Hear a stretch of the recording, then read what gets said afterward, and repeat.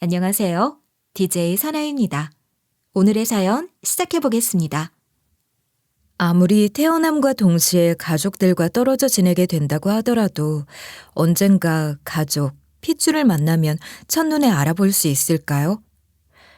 사실 막연하게 이야기를 하기엔 너무 드라마 같은 일이라는 생각이 들면서 설마 서로를 알아볼까 싶은 생각이 들기도 해요.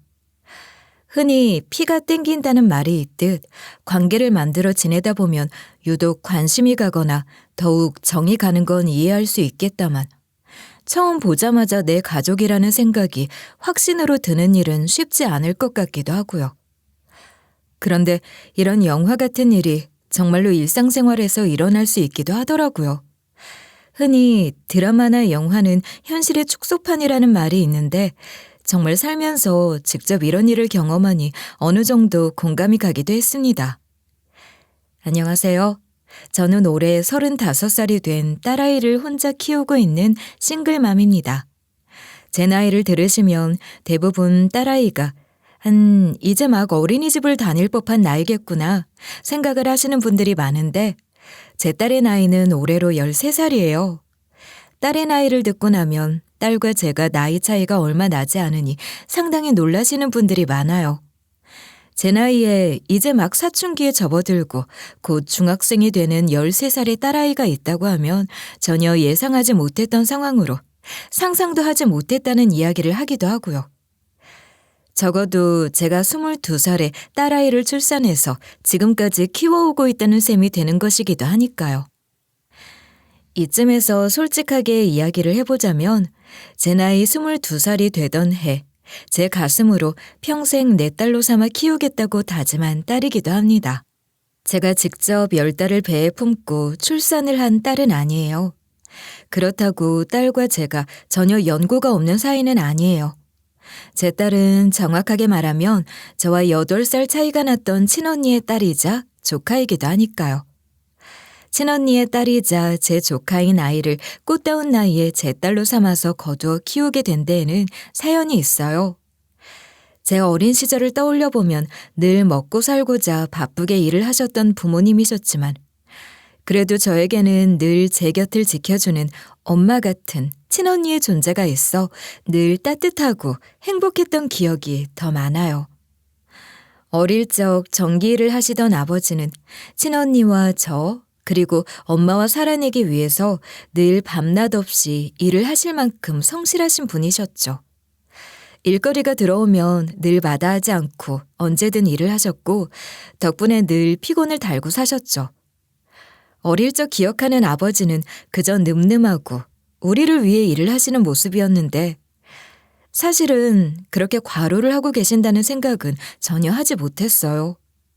열심히 일을 하시던 어느 날 아버지는 등 쪽이 심각하게 아프시다는 호소를 했고 그 당시 생소했지만 지금은 흔한 질환인 대상포진에 걸리셨어요. 병에 대해 무지했기에 감기 몸살 정도로 생각을 하며 넘겼는데 적절한 치료가 굉장히 필요한 질환인지는 몰랐던 거죠.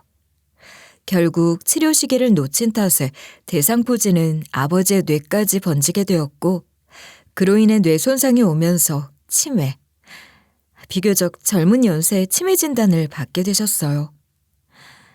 아버지 나이 40대에 일어난 갑작스러운 치매는 엄마와 언니 그리고 내 삶을 좀 더 힘들게 바꿔놓는 계기가 되기도 했죠.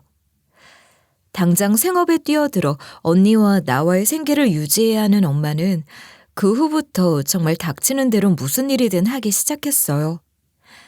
이곳저곳에 도우미 일까지 마다하지 않고 하시면서 돈을 벌었고 이 돈으로 가르치는 건 사치였고 입에 풀칠을 겨우 할 수 있게 유지를 하셨죠.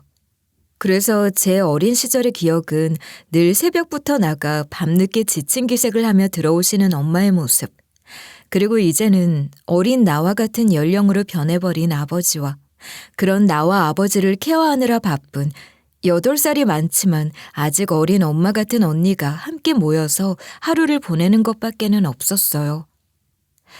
워낙 가난했기에 남들 다 가는 소풍 한 번을 가지도 가족여행을 가지도 못한 형편이었지만 그래도 늘 든든한 버팀목인 언니가 있었기 때문에 외롭거나 힘든 어린 시절로 기억이 남지는 않았던 것 같아요.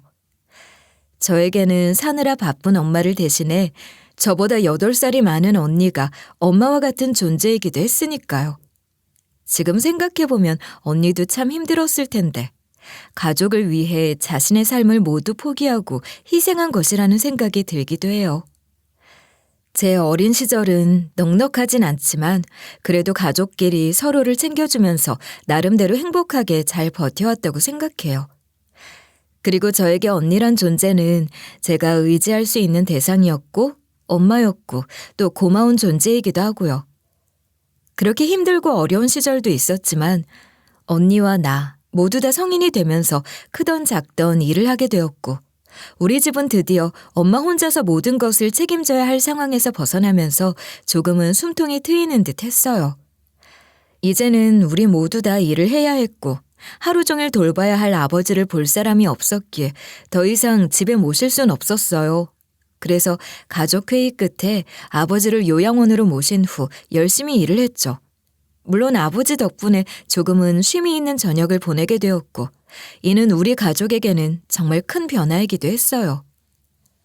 이렇게 조금씩 안정적으로 변하고 있다고 생각했을 때 불행은 또다시 조용히 우리 가족을 따라오고 있었나 봐요.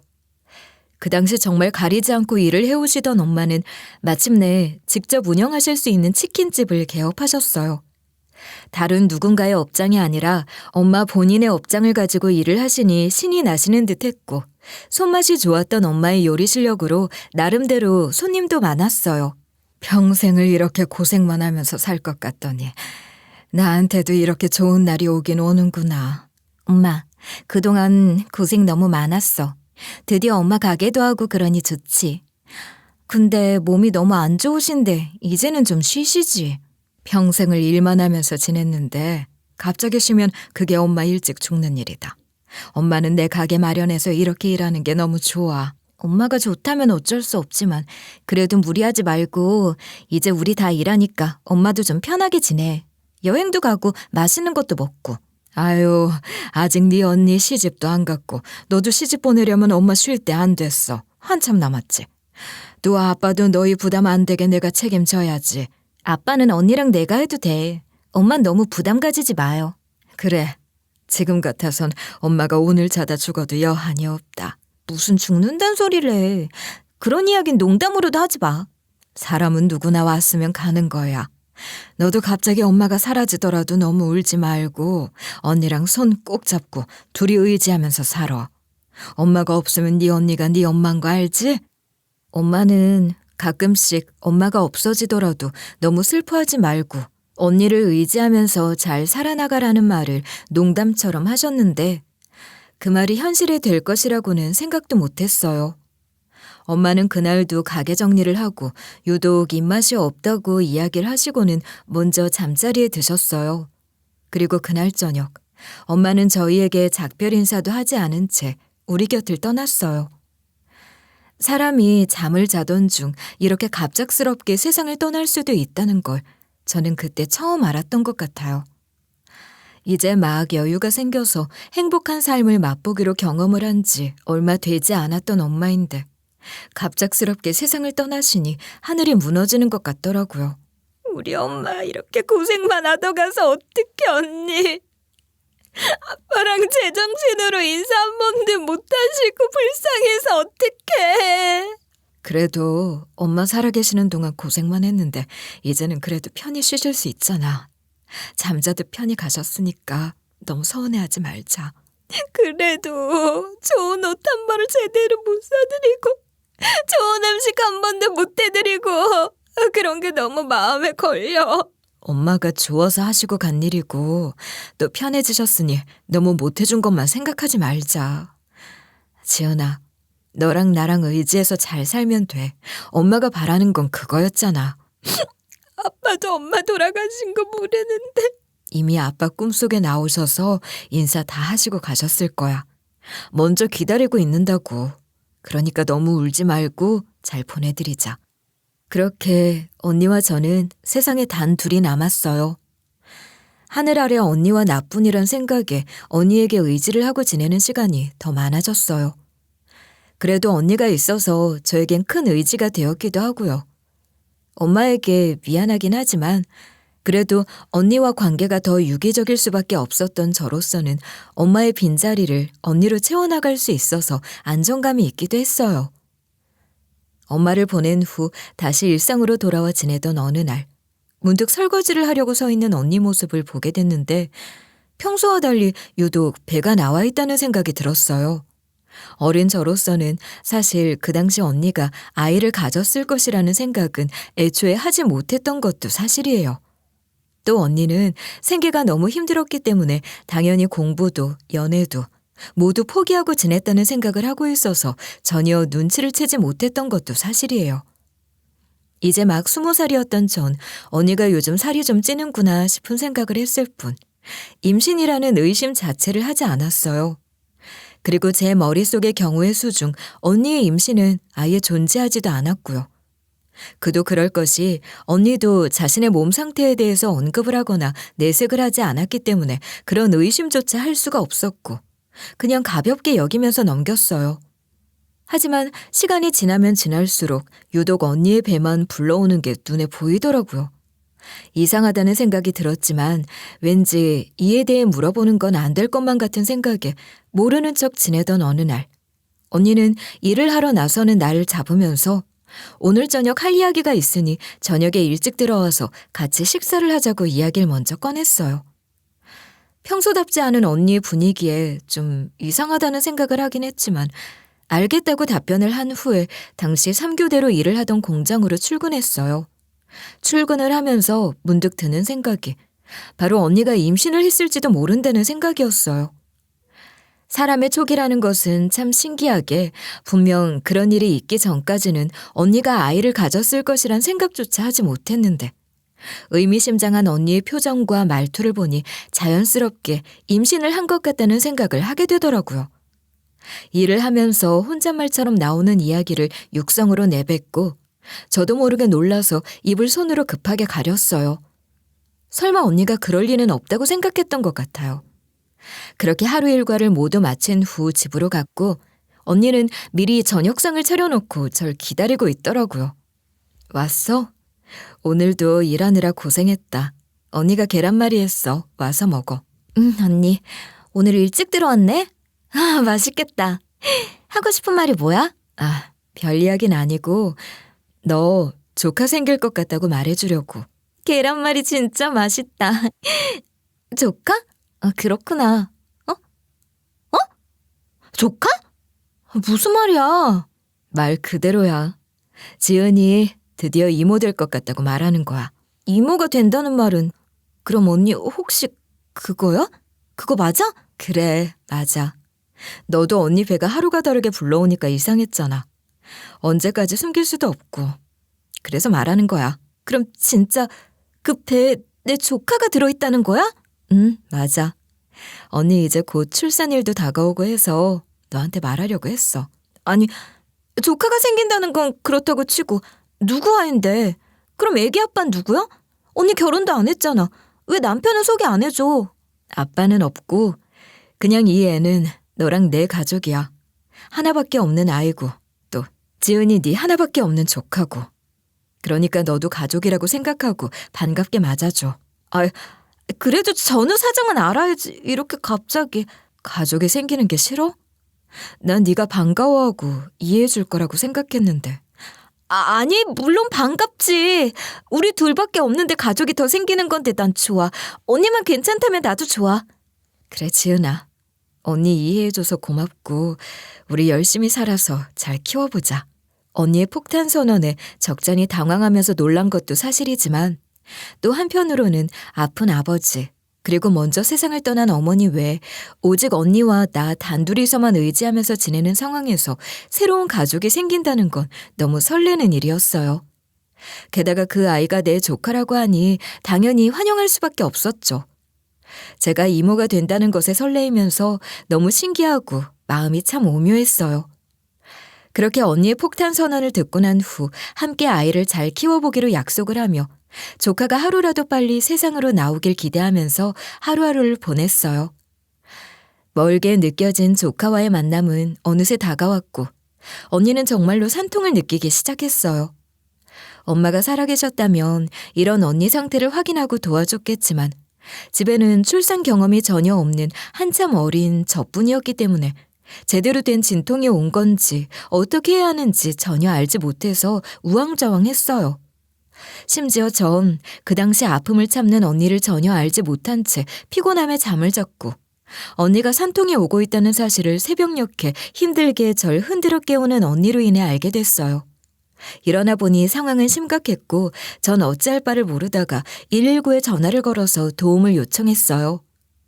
119 구급차의 도움을 받아 언니와 전 응급실로 도착했고 전 의사에게 큰 소리로 임산부고 아이가 나오려고 하는 것 같다고 이야기를 했어요. 내 이야기를 듣고 언니는 응급수술실로 갔고 저는 그대로 조카와 언니 다 무사할 거라고 믿으면서 발을 동동 구르며 기다리고 있었어요. 의사는 들어간 지 몇 분 되지 않아 급하게 뛰어나와 보호자인 저를 찾았고 지금 현재 응급 상황이니 빠르게 수술 동의를 해달라고 했어요. 지금 양재영님 응급 상황이라 수술 들어가야 하는데 보호자 본인 하나요? 네, 제가 보호자예요. 무슨 일이에요? 언니 괜찮죠? 조카도 괜찮죠? 지금 긴 말하거나 설명할 시간 없고 빨리 수술 동의 해주셔야 돼요. 수술 동의요? 위험한 거예요? 하면 언니랑 애기 둘 다 건강해질 수 있는 거예요? 조금이라도 지체되면 산모와 아이 둘 다 위험해질 수 있어요. 빨리 움직여야 둘 다 살든 둘 중에 하나라도 살 수 있어요. 네, 그럼 동의할게요. 선생님, 제발 저희 언니랑 조카 살려주세요. 잘 부탁드려요, 제발요. 다급하게 나눈 대화를 끝으로 의사는 수술실로 들어갔고 그 후로 몇 시간 후 우렁찬 아기 울음소리가 들리면서 제 마음에는 안도감이 몰려왔어요. 아이 소리가 났으니 조카는 무사하고 언니도 건강할 것이라고 믿었던 전 심상치 않은 표정으로 나오는 의사를 보면서 불행을 직감했어요. 선생님, 수술 잘 끝났죠? 언니도 조카도 모두 건강하죠? 김지영님은 임신 당뇨가 급박하게 온 상태였고 태아도 거꾸로 있는 상태였기 때문에 응급 상황이었습니다. 네, 너무 늦게 와서 그런 건가요? 다들 건강한 거 맞죠? 조금 일찍 왔으면 달라졌을지도 모르지만 산모와 아이 둘 다 위험한 상황이었고 아이를 포기하려는 순간 없는 의식 속에서도 산모가 아이를 살려달라고 하셨습니다. 네? 그럼 언니는요? 언니는 어떻게 된 건데요? 산모는 안타깝게도 운명하셨습니다. 네? 언니가요? 아까까지만 해도 저랑 같이 119차 타고 왔는데 그런 언니가 갑자기 왜요? 이렇게 아기를 낳다가 그럴 수도 있어요? 선생님, 뭐가 잘못된 거 아니에요? 아이는 건강합니다. 신생아실로 옮겨졌고 면회하셔서 보시면 됩니다. 의사가 하는 말이 다 무슨 말인지 지금 그래서 언니가 어떻게 되었다는 건지 도저히 감도 안 오고 믿기지도 않더라고요. 엄마를 보낸 지 얼마 되지 않은 상황에서 제 유일한 버팀목이었던 언니까지 한순간에 사라졌다고 하니 인정할 수 없는 순간이 오면서 정신을 잃었어요. 병원에서의 조치를 통해 응급실에서 정신을 차렸지만 당장 언니도 없는 상황에서 조카와 단둘이 어떻게 살아가야 할까 막막하고 너무 무서웠어요. 하지만 마지막 언니 이야기를 떠올리면서 슬퍼하고 힘들어하는 건 사치라는 생각이 들더라고요. 세상을 떠난 언니와 태어남과 동시에 엄마를 잃은 조카. 두 사람을 위한 일은 제가 정신을 차리고 아이를 키워나가야 하는 것이라고 생각했어요. 그렇게 슬퍼할 시간도 없이 아이를 챙기고 언니 장례를 치른 후 집으로 돌아와 우는 조카를 바라보며 저는 결심했어요. 분유를 먹으면서 작은 손으로 제 손가락을 꼭 잡는 조카를 보니 언니를 대신해 내가 엄마가 되어 책임져야겠다는 생각이 들었어요. 그렇게 지금의 제 딸은 제 분신이 되었고 그날부터 전 정말 악착같이 살았어요. 이제 막 22살이 된 초보 엄마는 아이를 키워내고 생활을 유지하는 것도 벅차고 힘들었기 때문에 연애도 결혼도 저에게는 사치라고 생각됐어요. 당연히 결혼에 대한 생각도 하지 않았고요. 하지만 인연이란 반드시 있다는 말이 맞기는 한지 어느 날 함께 일을 하던 주임님과 우연하게 가까워지면서 좋아하게 됐어요. 저 역시 그분이 좋았지만 저는 미혼모였고 결혼은 당연히 할 수 없다고 생각했죠. 하지만 그분은 적극적으로 저에게 다가왔고 마음 고백을 했어요. 이에 저 또한 제 상황에 대해서 이야기를 했죠. 지은 씨, 저 지은 씨 정말 좋아하고 있어요. 지은 씨랑 행복하게 가정 꾸리고 살고 싶습니다. 전 미혼모예요. 언니가 먼저 세상을 떠나고 언니 아이를 제 딸로 여기고 평생 살기로 마음먹었어요. 죄송해요. 지은 씨, 전 고아원 출신이에요. 늘 가족이 그리웠고 또 복작복작한 가족들과 함께 사는 게 제 꿈이기도 했고요. 지은 씨만 좋다면 그 아이 함께 책임지면서 아빠로 살고 싶은데 안 될까요? 제가 낳은 아이가 아닌데도 이 아이를 가족으로 받아주시겠다고요? 그럼요. 분명 지은 씨를 닮았다면 그 아이도 천사같이 예쁠 것 같아요. 그 당시 혼자서 딸을 키운다는 건 사실 힘이 들었기에 주임님의 청혼에 못 이기는 척 넘어갔고 결국 간소하게 살림을 합쳐서 시작하게 됐어요. 우리 딸은 덕분에 아빠와 엄마 모두가 생겼고 행복한 가정을 이룰 수 있게 되었다고 생각했어요. 남편과 결혼 전 왜 그런 고민을 했나 싶을 정도로 남편 그리고 딸과의 생활은 너무 행복했어요. 뭐든 혼자 해야 했던 날들에서 둘이 무언가를 함께 한다는 건 너무 감사하고 행복한 일이었고 가끔은 너무 행복하니 무서운 마음도 덜컥 들더라고요. 그렇게 결혼 11년 차에 접어들었고 어느새 남편과 딸은 저보다 더 가까운 사이가 되었더라고요. 그런데 너무 행복하면 불안하다는 감정이 적중하듯 우리 가족을 또다시 비극으로 몰아넣는 사건이 발생하게 됐어요.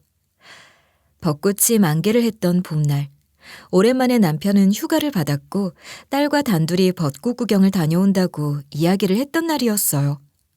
저는 출근 때문에 함께 가진 못했고 즐겁게 놀다 오라고 이야기를 하며 출근했어요. 출근을 하고 일을 하는데 사무실에서 급하게 뛰어나와 제 이름을 부르더라고요. 그 목소리에서부터 불안감이 몰려왔어요. 공장에서 일을 하다 보면 휴대전화를 쓸 수 없어서 급한 일이 있을 경우 회사 사무실로 전화가 오거든요. 다급하게 절 부르는 목소리에 뛰어가 전화를 받았어요. 여보세요? 제가 김지은인데요. 무슨 일이시죠? 정만철 씨 아내분 되십니까? 네, 맞는데요. 무슨 일이신지.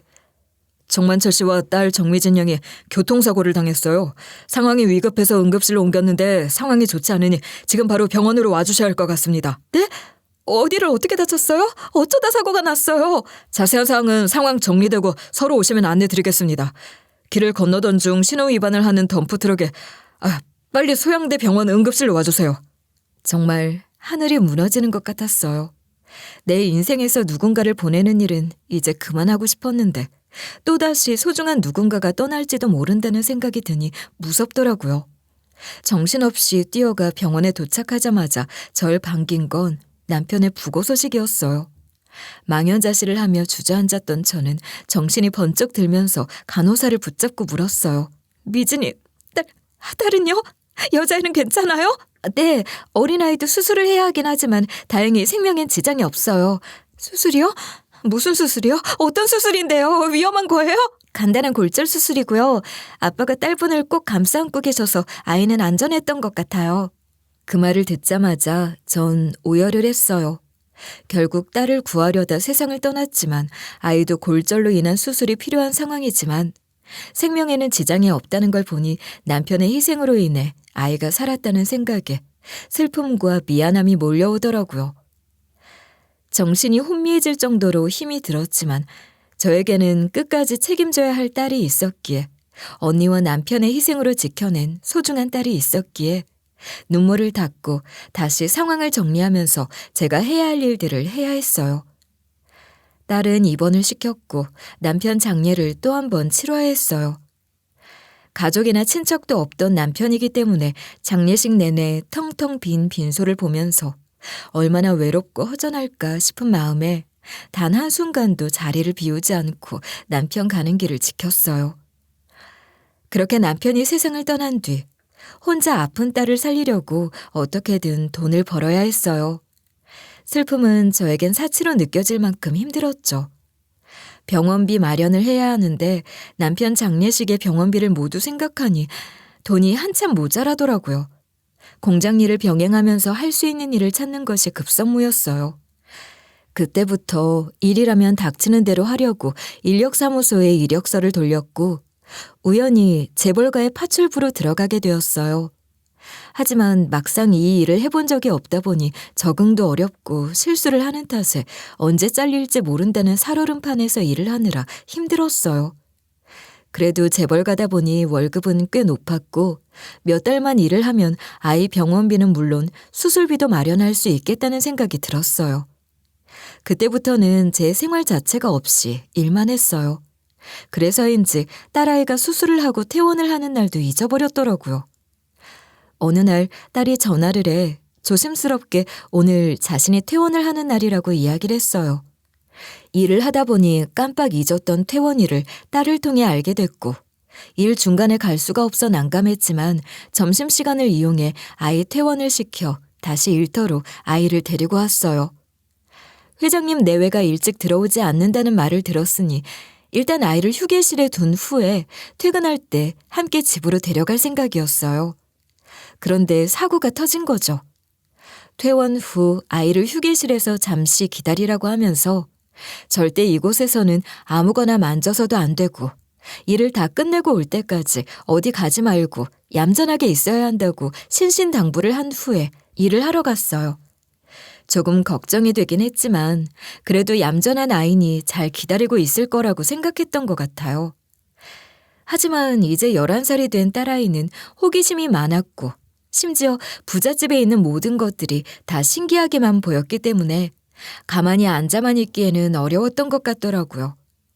휴게실의 공간도 신기하고 재밌게 느낀 딸은 얌전하게 기다리다가 창문 너머로 보이는 넓고 큰 정원을 발견한 것 같더라고요. 절대 휴게실에서 얌전히 기다리라고 했던 제 말도 잊은 채 자연스럽게 정원에 눈길이 끌려서 다가갔고 그곳에 귀여운 리트리버 한 마리가 있는 걸 발견하고는 홀리듯 정원으로 나갔다고 하더라고요. 너무 큰 강아지라 가까이 가지는 못하고 창문 너머로 소리를 내 강아지를 불러봤는데 꽤 넓은 정원이다 보니 강아지는 딸을 보지 않았나 봐요. 직접 얼굴을 마주보고 싶은 마음에 딸아이는 지하 휴게실을 나온 후 강아지를 보려고 정원으로 나갔다고 해요. 저는 딸아이가 개를 보러 나간 상황에서 주방에서 열심히 음식을 만들고 있었기 때문에 이 상황을 전혀 모르고 있었어요. 그러던 중 갑자기 정원의 개가 큰 소리로 짖는 소리가 났고 그 이후에 바로 어린아이가 큰 소리로 놀라 소리를 지르고는 우는 소리가 났어요. 직감적으로 제 딸아이 목소리라는 걸 느끼면서 빠르게 뛰어나갔어요. 그곳에서는 오늘 늦게 들어오신다고 했던 회장님과 반가움에 짖으면서 딸아이에게 다가간 개로 인해 놀라서 뒤로 돌아 뛰다가 넘어져서 울고 있는 딸아이가 있더라고요. 그 모습을 보니 정말 가슴이 쿵 내려앉았어요. 이곳은 제 직장이고 딸아이를 데려온다는 것은 누구에게도 허락받지 않았기 때문에 혹시라도 문제가 될까 싶어 빠르게 달려나가려고 하는 순간 회장님은 넘어진 딸아이 쪽으로 몸을 숙여서 꿇어앉으시면서 딸아이의 다른 무릎을 보고 계시더라고요. 그러더니 딸아이를 한번 보고는 누구인지, 엄마가 누구인지를 묻고 있더라고요. 저는 그 순간 그 광경을 보고 정말 큰일이 났구나 싶은 생각이 들어서 얼른 달려나갔어요. 하지만 회장님은 뭔가 상당히 충격을 받으신 듯한 목소리와 눈빛으로 절 보더니 눈이 휘둥그레지면서 버선발로 저에게 나오시더니 그 이후부터 하시는 말씀은 정말 믿기지 않는 광경이라고 해도 과언이 아니더라고요. 제가 상의도 없이 아이를 잠시 데려왔는데 휴게실에 있으라고 했는데 이렇게 나와서 피해를 끼칠지 몰랐습니다. 정말 죄송합니다. 이 아이가 자네 딸이 맞는가? 네, 제가 아이를 혼자 키우고 있는데 아파서 퇴원을 하는 날이었는데 갈 곳이 딱히 없어서 몰래. 정말 죄송합니다. 이 아이, 무릎에 이 몽고반점, 이거 언제부터 있었나? 네? 이건 태어날 때부터 있었던 건데요. 왜 그러시나요? 그럼 이 귓바퀴에 이 특이한 모양은 원래 이랬나? 잘린 듯 보이지 않냐 말이야. 네, 그것도 저희 딸이 태어날 때부터 유독 특이한 귓바퀴라고 이야기를 많이 들었어요. 이 아이 혹시 내 친손녀 아닙니까? 네? 무슨 말씀이신지. 이 아이는 제 친딸입니다. 회장님 친손녀일 리가 없어요. 그럴 리가 없어. 이렇게 우리 집 유전자랑 똑같은 점 위치랑 귓바퀴 모양, 무엇보다 우리 아들하고 정말 찍어 누른 듯이 똑같이 생겼는데 친손녀가 아니라고? 정말 자네 딸이 맞는가? 회장님은 정말 자신의 눈을 믿지 못하겠다는 듯 눈을 비비면서 아이를 위아래로 훑으며 이야기를 했고, 아이를 유심히 보며 회장님은 놀라듯 큰절을 하듯 엎드리면서 떨리는 목소리로 분명히 내 친손녀가 맞다고 이야기를 하시면서 울듯이 이야기를 하셨어요. 당황스러웠던 저는 딸아이는 내 아이고 회장님 친손녀가 아니라고 이야기를 했지만, 회장님은 제 말을 들으려 하지도 않으시면서 친손녀가 맞다고 계속해서 이것저것 확인을 했어요.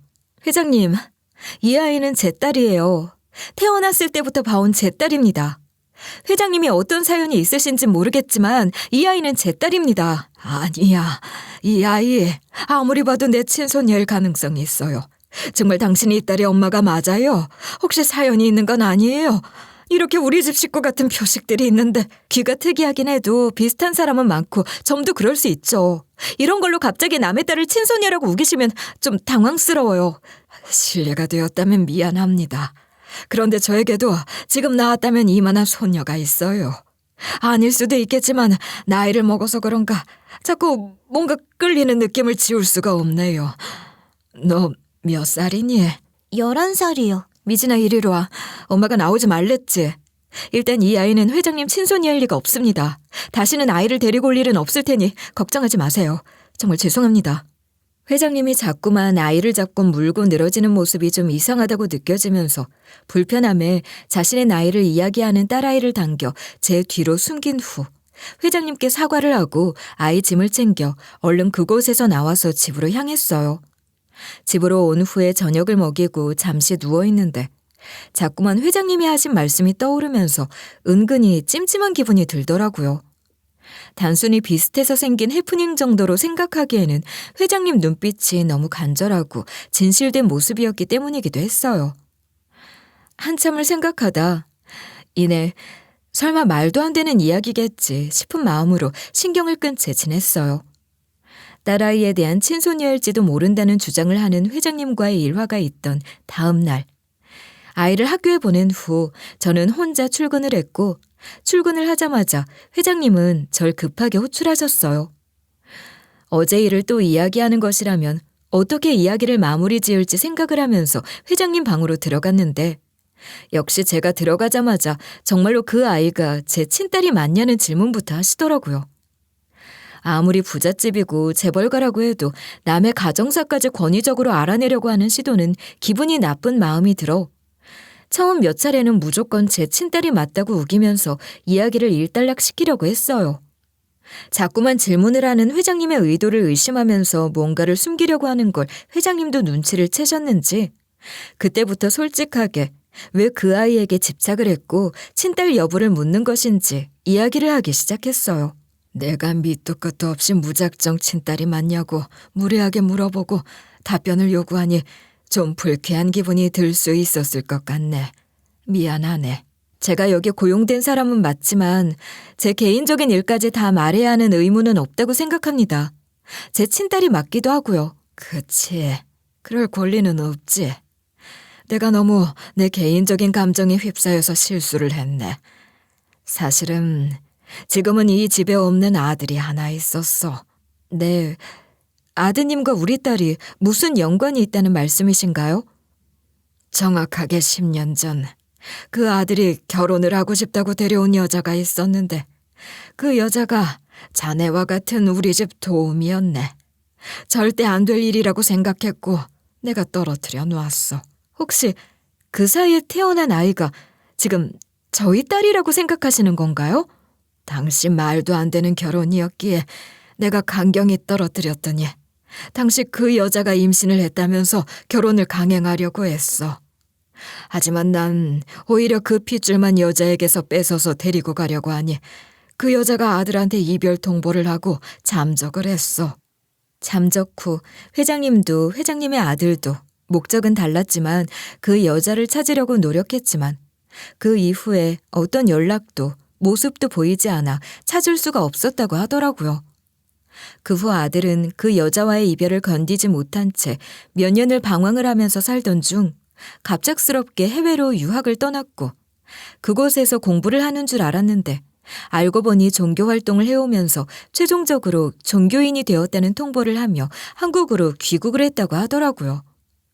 회장님 아들의 러브 스토리는 상당히 인상적이었고 결국에는 종교에 귀의를 하게 되면서 가족들과도 남처럼 지내며 자식도 부모도 없이 종교인의 생활을 하고 있다고 하더라고요. 이런 상황에서 회장님에게 남은 희망은 아들이 남긴 친손녀이고 그 친손녀를 찾기만 한다면 정말 모든 지원과 사랑을 아끼지 않을 것이기 때문에 간절하게 찾고 있는 것이라고 하셨어요.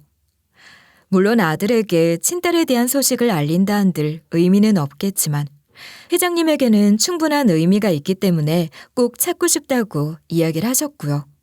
그렇기 때문에 아주 희박한 확률이라고 하더라도 제 딸아이가 정말 제 친손녀가 맞는지 확인을 위한 친자 검사를 할 수 있도록 허락만 해준다면 무엇이든 보상을 해주겠다고 이야기를 하며 간절하게 부탁을 하시더라고요. 이런 이야기를 들으니 회장님이 왜 그렇게 간절하게 흔들리는 눈빛으로 희망에 차 친손녀이길 바라는지 알 것 같기도 했어요. 이에 혹시나 하는 마음에 그 상대방, 즉 아들과 결혼을 하려고 했지만 매몰차게 거절을 했던 여자의 이름이 무엇인지 조심스럽게 물어봤어요. 설마 정말 그 이름이 언니의 이름과 같다면 어쩌면 지금 제 딸인 이 아이가 이 집의 친손녀일 수도 있다는 생각을 하면서요. 덤덤하게 물어봤지만 사실 마음속은 요동을 치면서 상당히 긴장을 한 마음으로 답변을 기다렸는데 그 답변은 정말 너무 놀라웠어요. 회장님 기억에서 어렵게 꺼내 이야기를 한 그 이름은 바로 김지영이라는 저희 언니와 똑같은 이름을 가진 여자였거든요. 이쯤 되니 이 모든 것들이 어쩌면 우연은 아닐 수 있겠다는 생각이 들었어요. 정말 김지영이 맞나요? 그렇다네. 우리 집에서 꽤 오래 일을 했고 당시 엄마가 돌아가셨고 동생만 돌보고 지내는 상황이라는 말까지 기억을 할 정도였으니까. 저 솔직히 이야기를 드리면 지금 제 딸은 제 아이가 아닌 세상을 먼저 떠난 저희 언니의 딸입니다. 그리고 언니 이름이 김지영이고요. 뭐? 어쩌다 조카를 딸아이로 두면서 지내게 됐나? 언니는 왜 갑자기 그렇게 됐고? 혹시 언니 사진을 좀 볼 수 있겠나? 제가 22살이 되던 해 언니는 어디선가 아이가 생겼다고 했고 아빠가 누구인지 왜 생겼는지 말을 하지 않았어요. 둘이 잘 키워보기로 하고요. 그런데 아이를 낳다가 결국 딸만 살리고 세상을 떠났어요. 그래서 전 조카의 아빠가 누군지 모릅니다. 사진 여기 있어요. 맞네, 맞아. 그때 우리 아들하고 결혼하겠다고 찾아왔던 우리 집에서 도우미를 했던 그 김지영 양이 맞아. 휴대전화 속에 언니와 추억이 담긴 사진을 찾아 회장님에게 보여드렸고 자초지종에 대해서 모두 이야기를 했어요. 제 이야기를 경청하시던 회장님은 마지막으로 제가 보여드린 언니의 사진을 보며 확신과 희망에 찬 얼굴을 하며 언니를 기억하더라고요. 그때 내가 강경하게 반대를 했던 그 여자가 맞다고 하면서요. 이렇게 말을 하며 행복해 하시는 회장님이었지만 사실 전 마음이 안 내킨 것도 사실이에요. 어찌됐든 행복하게 살 수 있었던 언니와 형부의 삶을 마음대로 갈라놓은 후에 이제 와서 친손녀를 찾고 싶다며 유전자 검사를 할 수 있게 도와달라고 하는 모습도 조금은 뻔뻔해 보이는 느낌도 들었고요. 모든 이야기를 들었을 때 몰려오는 불쾌감을 숨기지 않고 드러냈고 그때는 말리고 싶던 관계에서 왜 이제 와서 제 딸을 보려고 하는 건지 이해가 되지 않는다며 쏘아붙였어요. 회장님은 희망에 찬 얼굴을 하다가 불쾌한 내 표정을 확인하시고는 이내 사과를 하셨어요. 그 당시에는 하나뿐인 아들에 대한 욕심이 컸고 그래서 용납이 되지 않았다고요. 그런데 이제 와서 아들이 스님이 되고 난 후 그 어떤 것도 이루지 못할 줄 알았다면 그 인연도 소중히 생각하고 그냥 받아줄 것을 뼈저리게 후회하신다면서요. 그러면서 유전자 검사를 통해서 정말 회장님의 친손녀라는 것이 확인된다면 앞으로 살아가는 데 있어 못했던 것들을 다 보조하면서 조력하겠다고 약속을 하며 부탁을 하셨어요. 회장님의 사과와 함께 꼭 한번 유전자 검사를 할 수 있게 해달라는 간절한 부탁을 무조건 허락하는 것도 쉽지는 않더라고요. 아무리 사는 게 힘들고 어려워도 결국 우리 언니를 힘들게 하고 어쩌면 이렇게 죽음까지 이르게 한 장본인일 수 있는 건데 이제와 핏줄을 찾는 것도 저에게는 좀 위선자 같은 모습으로 보여졌기도 하고요.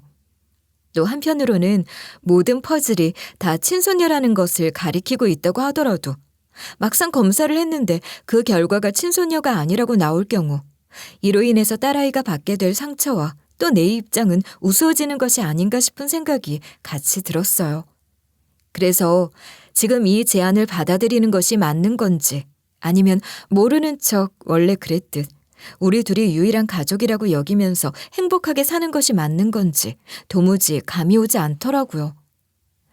회장님 제안을 듣고 난 후 고민을 해보겠다고 한 후 자리를 떴지만 정말로 어떤 결정을 내려야 할지 감도 오지 않는 나와 달리 그날 이후 회장님은 정말 틈만 나면 연락을 하거나 집으로 과일 바구니, 한우 세트 등을 보내면서 열심히 선물 공세를 하며 제 마음을 돌리려고 노력했어요.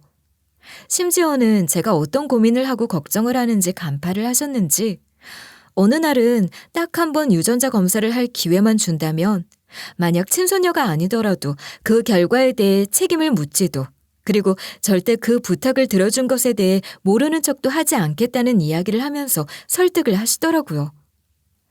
이런 모습을 보면서 괜히 재벌가 회장님으로 성장한 건 아니구나 하는 생각을 새삼 하게 됐어요. 이런 러브콜 아닌 러브콜을 받으면서 그냥 검사를 한번 해볼까 싶은 생각이 들다가도 언니가 세상을 떠나기 전까지 딸의 친부가 누구인지 그 존재를 알리고 싶지 않아 했던 것을 떠올리면서 이렇게 모두 다 알려지는 건 괜찮은 일인가 싶은 생각이 들기도 하면서 정말 고민을 많이 했어요. 그러던 어느 날 문득 집에서 딸을 재운 후 세상을 먼저 떠난 남편 사진을 보며 습관처럼 이야기를 하듯 하루 일과와 함께 고민이 되는 것들을 이야기하고 있을 때였어요. 그리고 남편과의 대화를 통해서 마침내 저는 결정을 했기도 해요. 남편은 태어난 후 곧바로 고아원에 버려졌고 그 후로 평생 가족이 누구인지도 모른 채 혼자서 온갖 고생을 하며 치열하게 살아왔던 사람이었어요. 그렇게 핏줄이라는 가족에게까지 버려지면서 살아왔지만 그럼에도 불구하고 날 보호하고 챙겨줄 수 있는 가족을 원했고 또 그런 가족 속에서 사는 것을 꿈꾸는 사람이었죠.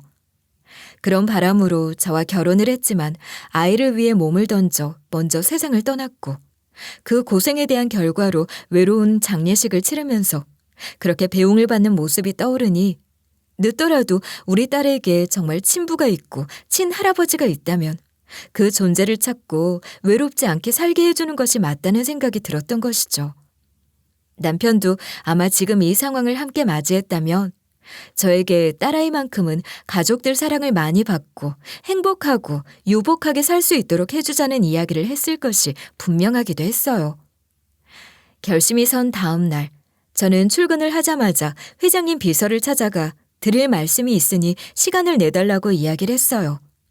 제 의사를 확인한 회장님은 기다렸다는 듯 모든 일정을 잠시 미루시고 곧바로 절 불러 이야기를 시작했죠.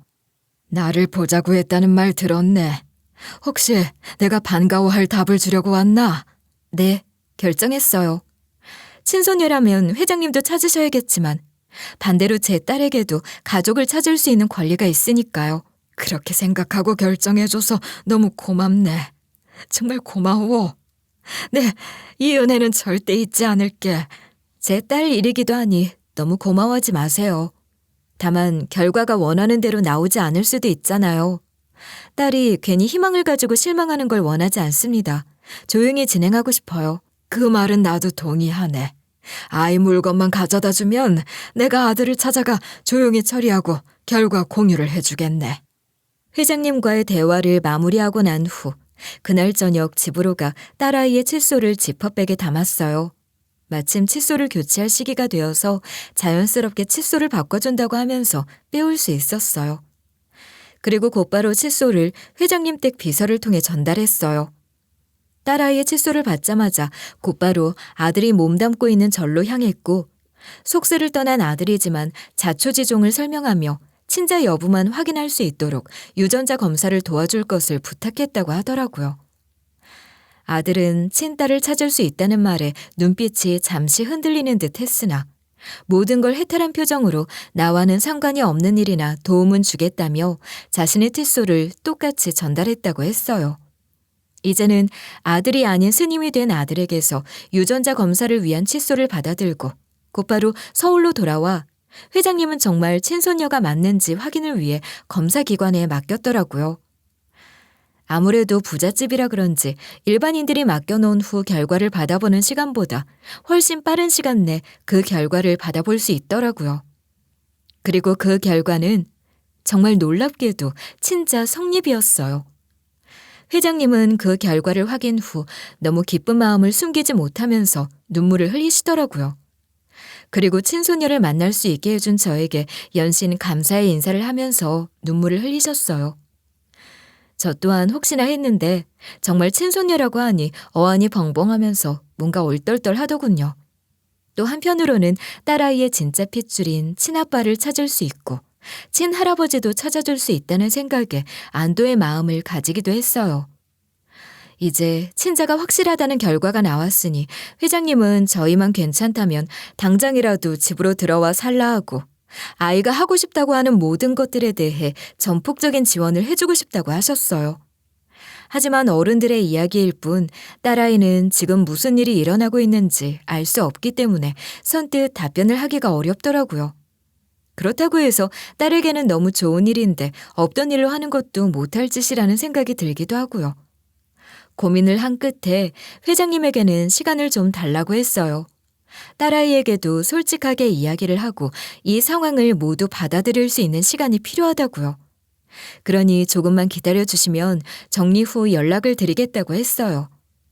이제부터는 딸아이와 진실한 이야기를 나눠야 하고 딸의 결정에 따라 존중을 해야 한다고 생각했어요. 그날 저녁 집에서 딸아이와 저는 그동안 서로가 잘 알고 있었지만 솔직하게 털어놓지 못했던 아픈 이야기를 직접 꺼내서 이야기하기 시작했어요. 미진아, 오늘은 엄마가 솔직한 이야기를 좀 하려고 하는데 괜찮겠어? 무슨 솔직한 이야기? 사실 엄마는 미진이를 낳은 친엄마는 아니야. 미안해. 알고 있었어, 엄마. 그래도 괜찮아. 알고 있었다고? 왜 엄마한테 내색 한 번을 안 했어? 엄마가 속상하니까. 엄마가 이모인 것도 알고 있고 나 안 버리고 책임져 준 것도 알고 있어. 무슨 말이 그래. 당연히 넌 내 소중한 가족이고 딸이니까 당연한 선택이었지. 그리고 넌 내 언니의 소중한 딸이기도 하고. 응, 알아. 엄마 고마워. 그래도 나한텐 엄마가 내 친엄마야. 엄마가 최고야. 고마워. 엄마한테도 우리 미진이가 친딸이고 평생 내 딸이야. 근데 미진이 아빠 말고 정말 태어나게 해준 아빠가 있었대. 지금은 안 계시지만 미진이의 친할아버지가 미진이를 애타게 찾고 계셔. 기억하지? 그때 엄마 일하는 곳에서 할아버지. 그분이 내 친할아버지라고? 확실해? 응, 엄마가 다 확인했어. 고민을 좀 했는데 미진이도 미진이 핏줄을 알아야 할 자격이 있잖아. 그래서 엄마는 미진이에게 다 말해주고 미진이가 원하는 대로 해줄 거야.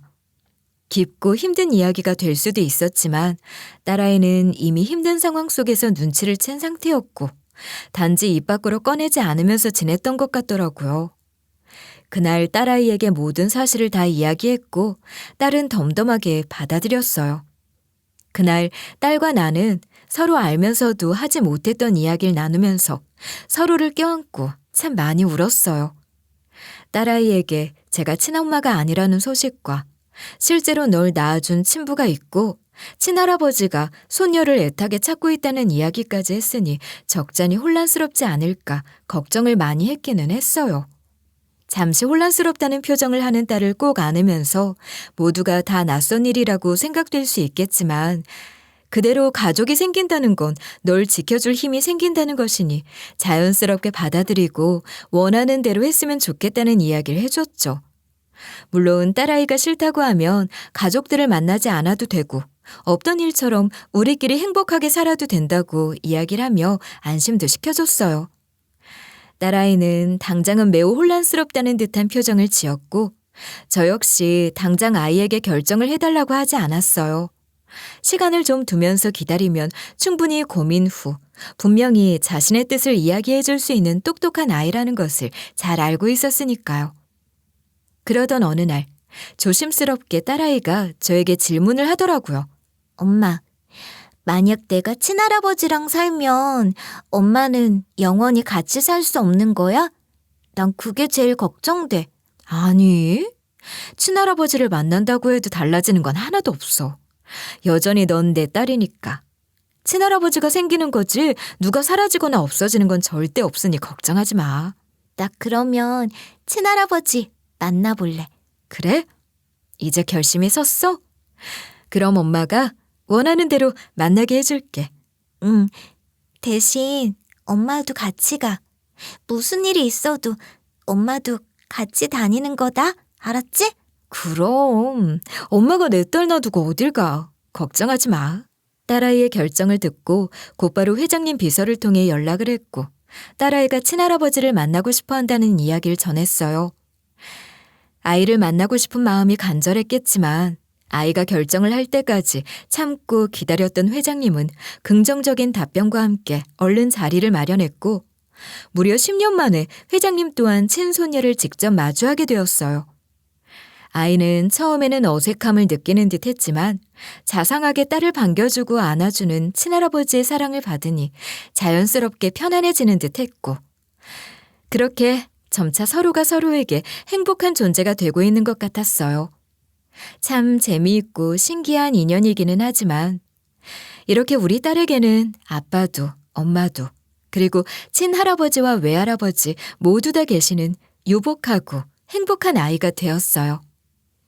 그 후로 함께 살기를 원하는 친할아버지의 뜻과 달리 이제 막 사춘기에 접어들어서 편하게 지내고 싶었던 딸아이의 의견을 존중해 지금 사는 집을 정리한 후 훨씬 더 좋은 집을 마련해 준 덕에 지금은 그곳에서 편안하고 행복하게 지내고 있어요.